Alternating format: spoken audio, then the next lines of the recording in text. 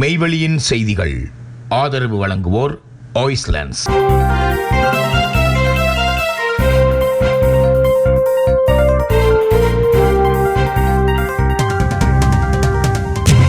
வணக்கம். மெய்வெளியின் செய்திகள் வாசித்தளிப்பவர் சிவா பரிமேலழகர். முதலில் இலங்கை செய்திகள். புதிய வருடத்தில் கிளீன் ஸ்ரீலங்கா தேசிய வேலை திட்டம் சுற்றறிக்கை வெளியீடு. புத்தாண்டுக்கான கடமைகளை ஆரம்பிக்கும் நாளை அனைத்து அரச நிறுவனங்களிலும் உத்தியோகபூர்வ வைபவம் இடம்பெறும் என பொது நிர்வாக மாகாண சபைகள் மற்றும் உள்ளூராட்சி அமைச்சு அறிவித்துள்ளது. அமைச்சின் செயலாளர் எஸ் அலோக மண்டார மூலம் அமைச்சர்களின் செயலாளர்கள், மாகாண பிரதம செயலாளர்கள், திணைக்கள தலைவர்கள், அரச கூட்டுத்தாபனங்கள் மற்றும் சட்டபூர்வ சபைகளின் தலைவர்களுக்கு அறிவிக்கும் சுற்றறிக்கையை வெளியிட்டுள்ளதாக தெரிவிக்கப்படுகின்றது. புதிய வருடத்தில் கிளீன் ஸ்ரீலங்கா தேசிய வேலைத்திட்டத்துடன் உத்தியோகபூர்வ செயற்பாடுகள் ஆரம்பிக்கப்பட வேண்டும் என சுற்றறிக்கையில் குறிப்பிடப்பட்டுள்ளது. பொருளாதாரத்துறை மற்றும் தனியார் துறையுடன் இணைந்து தூய்மையான இலங்கை திட்டத்தை ஜனாதிபதி அனுரகுமார திசாநாயக்கா நாளை ஜனாதிபதி அலுவலகத்தில் ஆரம்பித்து வைக்க உள்ளார். அதற்கமைய அனைத்து அரச நிறுவனங்களின் தலைவர்களும் முழு அரச சேவை ஊழியர்களின் பங்களிப்புடன் ஜனாதிபதி அலுவலகத்தில் இடம்பெறும் பணிகளுக்கு சமாந்தரமாக தமது பணியிடங்களிலும் பணிகளை ஆரம்பிக்க வேண்டுமென பொது நிர்வாக மாகாண சபைகள் மற்றும் உள்ளூராட்சி அமைச்சு தெரிவித்துள்ளது. கிளீன் ஸ்ரீலங்காவின் நிகழ்ச்சி திட்டத்தின் தேசிய வைபவத்தை அனைத்து அரச மற்றும் தனியார் இலத்திரனியல் அலைவரிசைகள் ஊடாக ஒளிபரப்புவதற்கு ஏற்பாடுகள் செய்யப்பட்டுள்ளதுடன் அனைத்து அரச நிறுவனங்களின் ஊழியர்களும் இதனை காணும் வசதியை ஏற்படுத்தி கொடுக்குமாறும் அறிவிக்கப்பட்டுள்ளது. அதன்படி அனைத்து அரச ஊழியர்களுக்கும் கிளீன் ஸ்ரீலங்கா உறுதிமொழியை வழங்க நேரலையில் இணைய வேண்டும் என பொது நிர்வாக மாகாண சபைகள் மற்றும் உள்ளூராட்சி அமைச்சு தனது சுற்றறிக்கை மூலம் தெரிவித்துள்ளது. தமிழரசு கட்சியை தவிர்த்து தமிழினம் செல்ல முடியாது. கஜேந்திரகுமார் பொன்னம்பலம் தெரிவிப்பு. தமிழரசு கட்சி பிரதான கட்சியாக உள்ளமையால் அந்த கட்சியை தவிர்த்து தமிழினம் முன் செல்ல முடியாது என இவ்வாறு தமிழ் தேசிய மக்கள் முன்னணியின் தலைவரும் யாழ்ப்பாண மாவட்ட நாடாளுமன்ற உறுப்பினருமான கஜேந்திரகுமார் பொன்னம்பலம் தெரிவித்துள்ளார். மேலும் இலங்கை தமிழரசு கட்சியும் தமிழ் தேசிய கூட்டமைப்பும் மக்கள் மத்தியில் இருந்த செல்வாக்கை இழந்த பாதையை தொடர்கின்ற வகையில் கட்சியின் முடிவுகள், பதவிகள் அமையக்கூடாது என கடந்த நாடாளுமன்ற தேர்தலில் மக்கள் வழங்கியுள்ள தீர்ப்பை சரியாக புரிந்து கொண்டு மக்களால் நிராகரிக்கப்பட்ட ஒரு சிலரின் ஆதிக்கத்தை கட்சி தொடர்ந்து அனுமதிப்பதின் ஊடாக தொடர்ந்தும் ஒரு மோசமான கொள்கை ரீதியான பாதையில் தமிழ் தேசிய அரசியலை தள்ளும் என்றும் கஜேந்திரகுமார் குறிப்பிட்டுள்ளார். கொழும்பில் உள்ள அவரது இல்லத்தில் நடைபெற்ற ஊடகவியலாளர் சந்திப்பில் கலந்து கொண்டு சமகால அரசியல் நிலைப்பாடுகள் தொடர்பில் கருத்து வெளியிடுகையில் இவர் இதனை கூறியுள்ளார். முல்லைத்தீவு விமானப்படை முகாம் தடுப்பு மையமாக பிரகடனம். இலங்கை விமானப்படையின் முல்லைத்தீவு முகாமை தடுப்பு மையமாக பிரகடனப்படுத்தும் அதிவிசேட வர்த்தமானி அறிவித்தல் திங்கட்கிழமை வெளியிடப்பட்டுள்ளது. இந்த வர்த்தமானி அறிவித்தல் பொது பாதுகாப்பு அமைச்சர் ஆனந்த விஜயபாலவின் கையொப்பத்துடன் வெளியிடப்பட்டுள்ளது. முல்லைத்தீவு விமானப்படை தளம் தடுப்பு முகாமாக இன்று முதல் இயங்க உள்ளது. கடற்படையினரால் அண்மையில் மீட்கப்பட்ட 103 மியன்மார் அகதிகள் முல்லைத்தீவில் உள்ள விமானப்படை முகாமிற்கு தற்காலிகமாக காவலில் வைக்கப்பட்டுள்ளனர். நீதிமன்ற உத்தரவுக்கு அமைய மிரிகான தடுப்பு முகாமில் தங்க வைக்கப்பட்டிருந்த போதிலும் மிரிகான தடுப்பு முகாமில் போதிய தங்குமிட வசதிகள் இல்லாததால் இந்த அகதிகள் முல்லைத்தீவு விமானப்படை தளத்திற்கு அனுப்ப இந்த நடவடிக்கை எடுக்கப்பட்டுள்ளது. நாடாளுமன்ற உறுப்பினர் அர்ச்சுனா ஆதாரங்களற்ற குற்றச்சாட்டுகளை முன்வைப்பதாக கருணாகரன் குற்றச்சாட்டு. தனது அரசியல் வளர்ச்சிக்காகவும் சுய விளம்பரத்திற்காகவும் வடக்கின் சுகாதாரத்துறை மீதும் தமிழ் அரச அதிகாரிகள் மீதும் ஆதாரங்களற்ற கண்மூடித்தனமான குற்றச்சாட்டுகளை முன்வைத்து வருகின்ற பாராளுமன்ற உறுப்பினர் ராமநாதன் அர்ஜுனா என்பவர் நேற்று யாழ்ப்பாணத்தில் உள்ள பிரபல பாடசாலையின் நிர்வாகத்தின் மீது ஏதோ ஒரு சதித்திட்டத்தின் பின்னணியில் குற்றச்சாட்டுக்களை முன்வைத்திருக்கின்றார் என்று சனநாயக தமிழரசு கூட்டமைப்பின் பிரமுகர் கருணாகரன் குணாளன் காட்டமாக தெரிவித்துள்ளார். மேற்படி மகளிர் பாடசாலையானது தொடர்ச்சியாக பல ஆண்டுகளாகவே அகில இலங்கை ரீதியில் பரீட்சை முடிவுகளில் முதன்மையான பாடசாலையாக சாதனை படைத்து வருவதோடு ஏனைய செயல்பாடுகளிலும் வெகு சிறப்பாகவே இப்பாடசாலையின் மாணவிகள் உச்ச திறமைகளை வெளிப்படுத்தி இருக்கின்றனர்.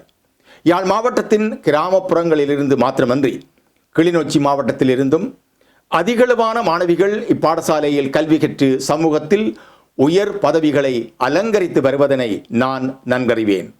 இந்த நிலையில் இந்த விளம்பர அரசியல்வாதியின் போலி குற்றச்சாட்டுக்கள் தொடர்பில் மக்கள் அவதானத்துடன் செயற்பட வேண்டும். காப்போத்தா உயர்தர பரீட்சையில் ஒரு A 2 B என்கின்ற தகுதியை கொண்டிருக்கின்ற அர்ஜுனாவுக்கு எவ்வாறு மருத்துவ அத்தியட்சகர் பதவி கிடைத்தது? இவரை விட தகுதியானவர்கள் ஏராளமானவர்கள் இருக்கும்போது சாதாரண சித்தியடைந்த இவர் பல் மருத்துவ துறைக்கு தட்டு தடுமாறி தெரிவு செய்யப்பட்டிருந்தார். இந்த நிலையில் திடீரென்று எடுத்த எடுப்பில் விசாலமான சாவகச்சேரி பிராந்தியத்தின் மருத்துவத்துறையின் உயர் பதவிக்கு நியமிக்கப்பட்டதன் பின்னணியில் அரசியல் சக்தி செயற்பட்டுள்ளதென்பதே உண்மை. சிங்கள பேரினவாதம் ஆரம்பத்திலிருந்தே இந்த அர்ஜுனா என்பவரை சிறப்பாக பயன்படுத்துகின்றது என்கின்ற உண்மையை அனைவரும் உணர்ந்து கொள்ள வேண்டும் என தெரிவித்துள்ளார். யாழ்ப்பாணத்தில் சட்டவிரோத சுண்ணக்கல் அகழ்வு பிரதேச மக்கள் கவலை. யாழ்ப்பாணத்தில் சட்டவிரோதமான முறையில் சுண்ணக்கல் அகழ்ந்து திருகோணமலைக்கு கொண்டு சென்று விற்பனை செய்யப்படுகின்றது. இதனை கட்டுப்படுத்த எவரும் நடவடிக்கை எடுக்கவில்லை என பிரதேச மக்கள் கவலை தெரிவித்துள்ளனர். தென்மராட்சி பகுதிகளில் உள்ள தனியார் காணிகளிலேயே சுண்ணக்கல் உள்ளிட்ட கனிமங்கள் சட்டவிரோதமான முறையில் அகழ்ந்து எடுத்து செல்லப்படுகின்றது.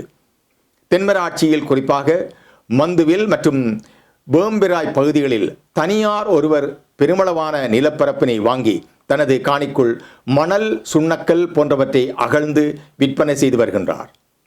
யாழ்ப்பாணத்தில் உள்ள பிரபல வர்த்தகர் ஒருவர் சுண்ணக்கற்களை அவரிடம் வாங்கி அவற்றை திருகோணமலையில் உள்ள சீமேந்து உற்பத்தி நிலையத்திற்கு விற்பனை செய்து வருகின்றார். குறித்த தனிநபரின் செயற்பாடுகளினால் அப்பகுதிகளில் பாரிய பள்ளங்கள் தோன்றியுள்ளன.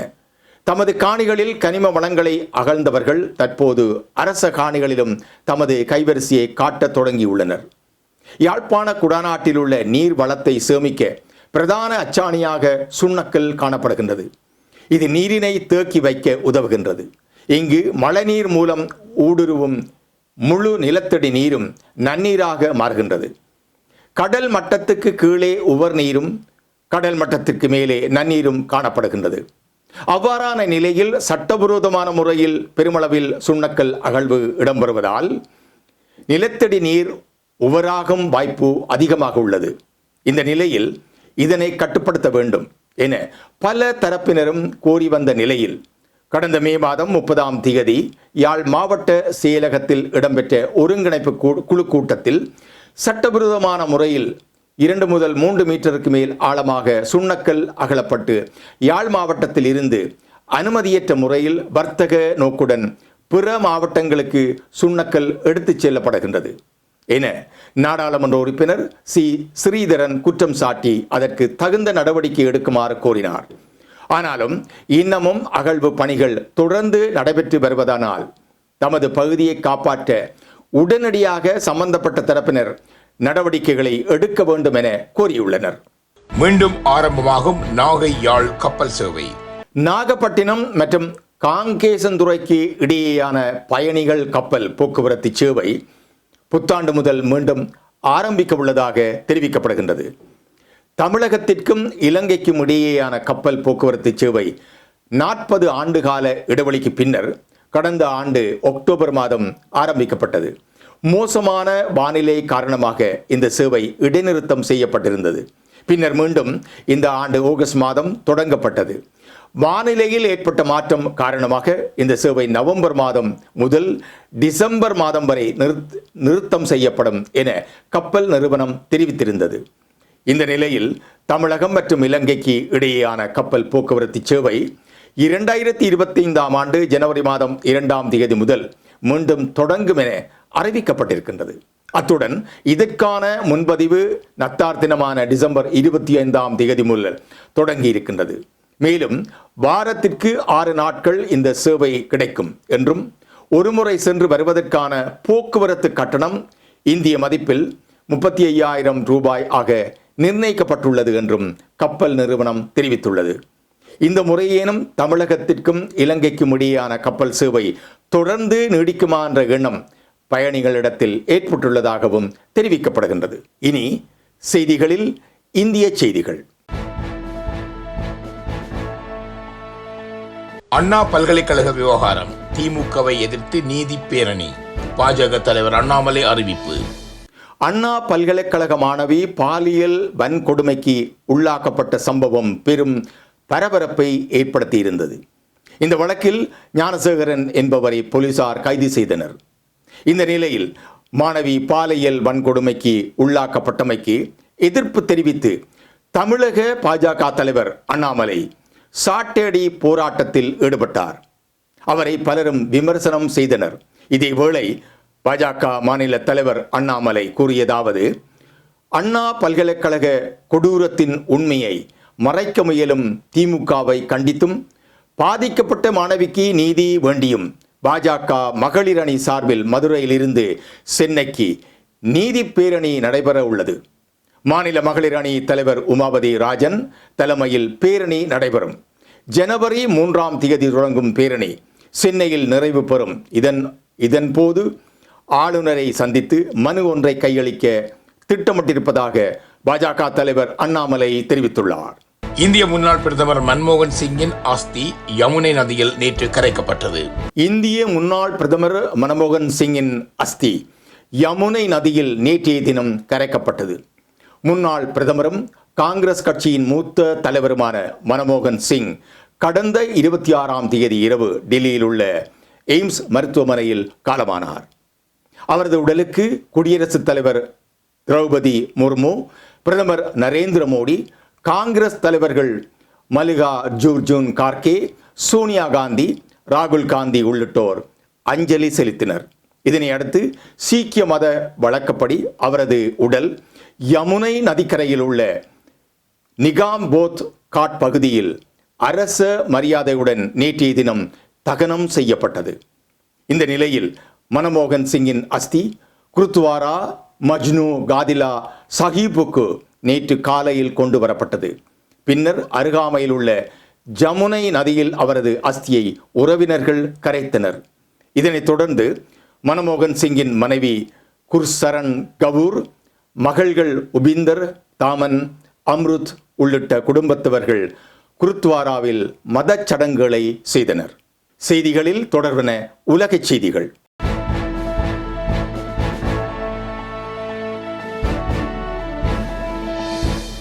இரண்டாயிரத்தி 25 புத்தாண்டை கொண்டாடும் முதல் நாடு மத்திய பசிபிக் பெருங்கடலில் உள்ள தீவு நாடான கிரிபட்டி. உலகின் 24 மணி நேர மண்டலங்களில் அவை அமைந்துள்ள இடத்தை பொறுத்து வெவ்வேறு நாடுகளில் 2025ஆம் ஆண்டு புத்தாண்டை வெவ்வேறு நேரங்களில் கொண்டாடப்படுகின்றது. இந்த வகையில் இப்புதிய புத்தாண்டை கொண்டாடும் முதல் நாடு மத்திய பசிபிக் பெருங்கடலில் உள்ள தீவு நாடான கிரிபட்டி தீவில் 2025 ஆங்கில புத்தாண்டு உதயமாகியுள்ளது. 2025 புத்தாண்டை உலகிலேயே முதல் நாடாக கிரிபட்டி மற்றும் டோங்கோ தீவுகளில் உள்ள மக்கள் புத்தாண்டை வரவேற்று மக்கள் உற்சாகமாக கொண்டாட்டத்தில் ஈடுபட்டிருந்தனர். சுமார் 811 சதுர கிலோமீட்டர் பரப்பளவை கொண்டிருந்தாலும் உலகின் ஆரம்ப நேரகால மண்டலத்தில் அமைந்துள்ள ஒரே நாடு கிரிபட்டி. இந்த சிறிய நாடு கிரீன்விச் சராசரி நேரத்தை விட 14 மணி நேரம் முன்னால் உள்ளது. கிரிபட்டி அதிகாரபூர்வமான கிரிபட்டி குடியரசு என்று அழைக்கப்படுகின்றது. இது ஆஸ்திரேலியாவின் கிழக்கே மற்றும் ஹவாய் தீவுக்கு தென்மேற்கே சுமார் 4000 கிலோமீட்டர் தொலைவில் அமைந்துள்ள ஒரு முன்னாள் பிரித்தானிய காலனித்துவ தீவாகும். புத்தாண்டு கொண்டாட்டங்களில் கடைசியாக பங்குபற்றும் நாடுகளாக ஹவாய் தீவு கூட்டங்களும் மற்றும் அமெரிக்காவின் அலாஸ்கா பகுதியும் இருக்கும் என்பது குறிப்பிடத்தக்கது.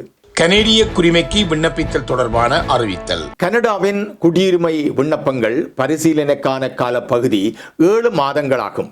ஆனால் துரிதமாக கனடாவின் குடியுரிமைக்கு விண்ணப்பிப்பதற்கான ஒரு வழிமுறை உள்ளது. ஒரு வேலைக்காக விண்ணப்பிப்பதற்காகவோ அல்லது வேலையை இழப்பதை தவிர்ப்பதற்காகவோ அவசரமாக கனடாவின் குடியுரிமை தேவைப்படுவோர் கனடாவின் குடியுரிமைக்கு அவசரமாக விண்ணப்பிக்கலாம்.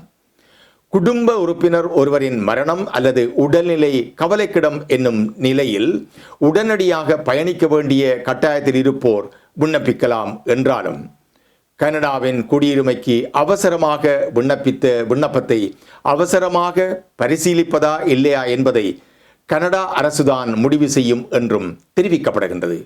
இனி வருவது கேவி மணி டிரான்ஸ்ஃபரின் நாணய மாற்று விகிதம்.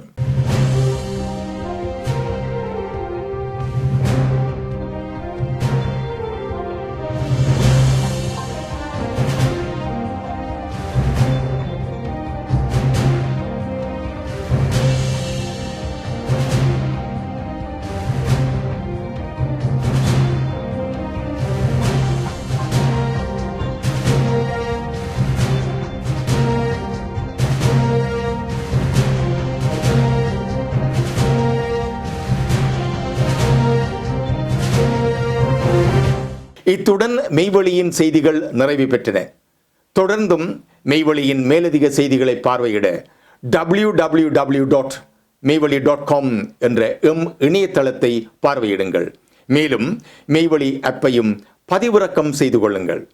மெய்வழியின் பார்வையாளர்கள் அனைவருக்கும் இனிய புத்தாண்டு வாழ்த்துக்கள் உரித்தாகுக. வணக்கம்.